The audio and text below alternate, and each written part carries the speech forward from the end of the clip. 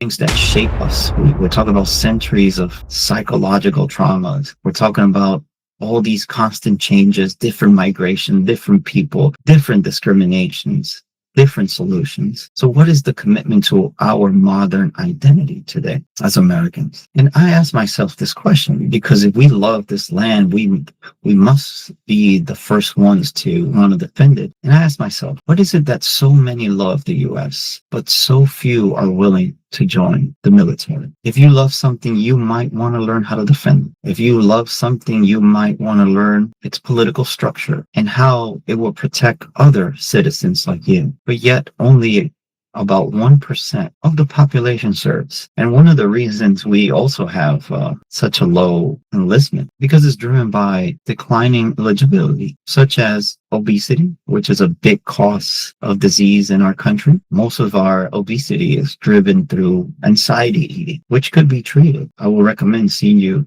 professional psychologist or psychiatrist. Criminal records. And also there's the lack of connection to military family. And again, remember I said we should ask questions to understand better. Think about when you see somebody that have served. The first thing people normally do would say, thank you for serving, and they walk away. There's not so many questions about what is the military culture? What can you learn from it? What is the responsibility of serving your country? And also, is this how you show true love to the US? And how does this shape your American identity? There's also a psychological disconnect because there is, and not everyone, but many have distrust towards the government's reasons for war. And also, what does that veteran support look like when you come back from war? I will give you a good example. During the Iraq War where I served, there was supposed to be, the reason for the war was finding weapons of mass destruction that were never found. Many lives were lost. And what did that veteran support look like when I came back? I can only speak about myself. I remember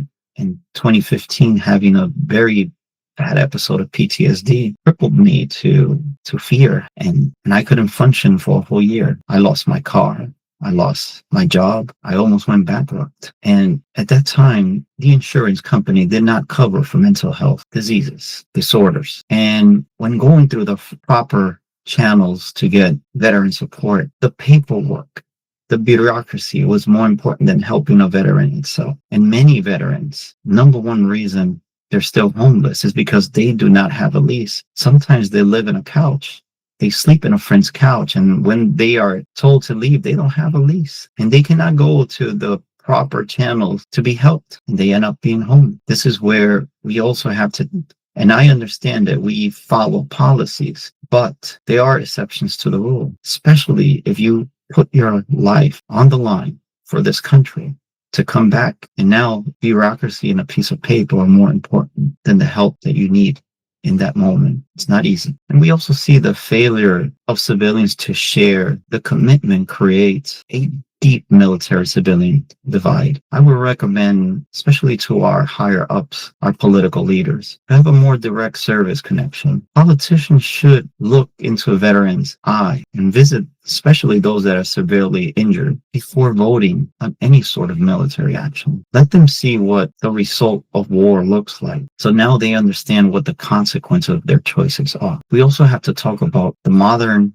demographics and citizenship looks like today. What do we look like? What does the U.S. population look like today? And how has that path to citizenship looks like or changed? So our current U.S. population is approximately 340 million people. Roughly 1 in 3 U.S. adults are 18 to 34 years old. I would say young, but live with their parents due to economic shifts and housing affordability. The U.S. also has the highest incarceration rates in the world. What is this telling us? What are we doing for our people? If 1 of 3 adults cannot afford their own house and they're forced to live with their parents, what does that have to tell about not only our opportunity, but the opportunities we provide for one another? How is it that we're not growing in this perspective? What is holding us back? And to me, is the number one reason is education. Education plays a big toll. I was talking to Dr. Jacqueline Boggan-Blanton, expert in reading, and our reading levels are so low. If we can read, how can we understand? How can we comprehend? How can we progress? How can we outcompete one another? How can we outcompete those outside? And perhaps because of this, we have become less qualified and less competent. I urge that our government not only invest in science, but invest heavily in education, especially with providing experiences at such a young age so American people can see what the world really looks like and not be segregated to just one environment. As you diversify your intelligence, your creativity, your social skill sets, your communication, you will understand that we not only have to be a good American citizen, a good person, but we also have to try to do our best for our country to grow and be an American ambassador to the world. And how has this also defined how difficult it is to become American today? And we can start as early as 1795. Residence was only required 5 years to become a citizen. So let's compare that to the modern pathways. Today it's a long and complex financial draining, often taking from 5 to 25 years. Again, 5 to 25 years, as long as a quarter of a century, a lifetime. Recent changes also have made the naturalization civics test more difficult. I do believe that we need to understand the history and speak the language of the country that you're going to become a citizen of.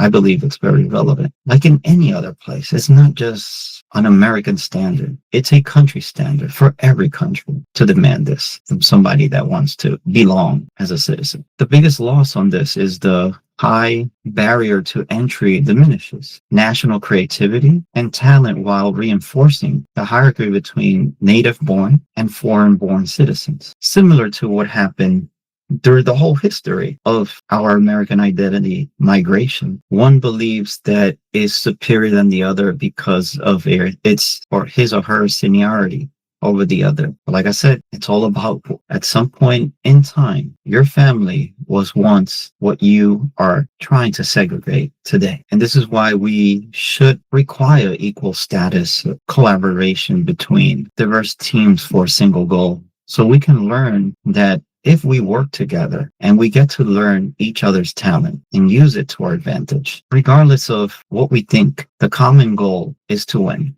And if we focus on winning without any prejudice, we'll perhaps be better citizens and better human beings to ourselves, to others, and to our country. So what did I learn from researching history and psychological data on the American identity? That there is an uncomfortable truth. There's something I call the immigrant conqueror cycle. And we see this happening again and again and again. And perhaps it's human nature to do this because we are all nomads at some point, that once we find a place that we feel safe, we stay for our own comfort and the comfort of those that we love, and to also seek refuge for our generations to not only have the best well-beings and wealth, but also a sustainable place where they can call home. So I asked myself, what is the cyclical truth about American behavior? And one thing that the pattern I see here is a continuous loop where groups arrive. It happened with the Scandinavians, Irish, Italians, and so on. This also establishes an in-group identity. And what's fascinating is, and then the use of fear and legal mechanisms to discriminate against the new way. And it's a vicious cycle. You see it happening today. You will see it you can read about history. You could see this happening through the last 4 centuries. So the behavior patterns are identical to the original conqueror. We are all immigrants who become unfair judges, using power not to do good, but to protect our status. That's right, our status, because we believe we are more special and more dignified than others. Being American is not just feeling American. What is to feel American? And again, I go back to data. Only 1% serve their country. And those individuals, I include myself in that 1% that served, not only had a feeling, but they took action to demonstrate their love for the country. What happened to the 99% that say they feel American and don't serve? We have an intellectual commitment to understand the complexity of our identity through our history, culture, and diversity, but more importantly, to respect one another. And so we can have a further understanding. I was looking at what our last 3 presidents' background looked like. Were they true American? Yes, they're born in the U.S., but let's look at their background. Joe Biden, for example, our 46th president, primary Irish and English. So we can see that he's not a native born American, indigenous. Donald Trump has German and Scottish backgrounds. Barack Obama, African and European roots. Does this make them any less American just because of where their ancestry comes from? Well, for sure, their family was once immigrants. Today, only approximately 1.1% of our population are true blood Americans. They're reported to being American Indian or Alaskan Native alone. 99%, or approximately 99% of the U.S. population has a history of immigration, making the claim of true American status based on ancestry, historically, and mathematically unsound. I want to leave you with this question and thought. What action must we take to finally achieve true national unity? What is our educational responsibility to understand how to create that unity? Let's not fear anymore of being wrong, which is the biggest hurdle to learning, failure. Don't allow it to understand yourself and others better. In most cases, when we allow this to happen, fear take over us. It leads us to the inability to self-correct politically. Because think about it. If you are always right, that means everyone is wrong. And that means everyone has to change except you. And everyone has to live up to your standards while you have absolutely nothing to do and change. I also want to encourage you to consider the economic or personal incentive driving an opposing position before disagreeing. Listen. Don't listen to defend. Listen to understand. Becoming defensive blinds our logic. We must control the urge to respond because we take it personal and we feel attacked. Instead, if you're listening to something that can give you more value, take it all in and then analyze if there's true knowledge in what somebody's saying or if there's ignorance. And if there's ignorance, be courteous. You don't have to be right to someone that ignores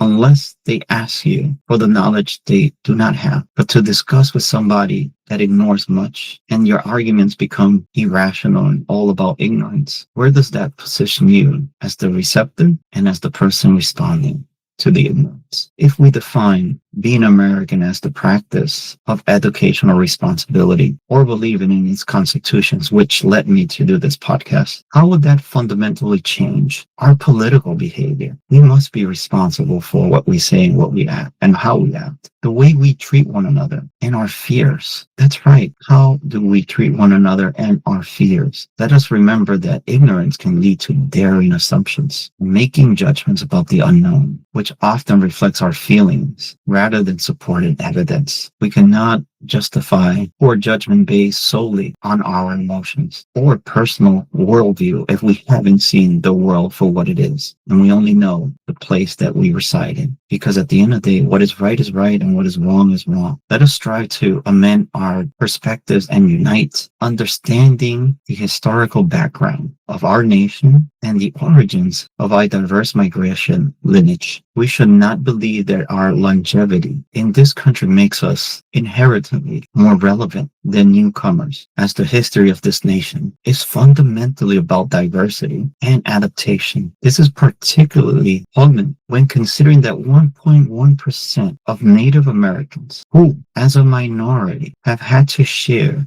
their land without consultation, land that was never ours to begin with. Let me ask you, does this resonate with current issues? I'm so curious to know, what is your American identity and what was your journey? We'll see you soon. Thank you. And don't forget to subscribe, comment, and like. But more important, let's unite. Love you all. See you next time.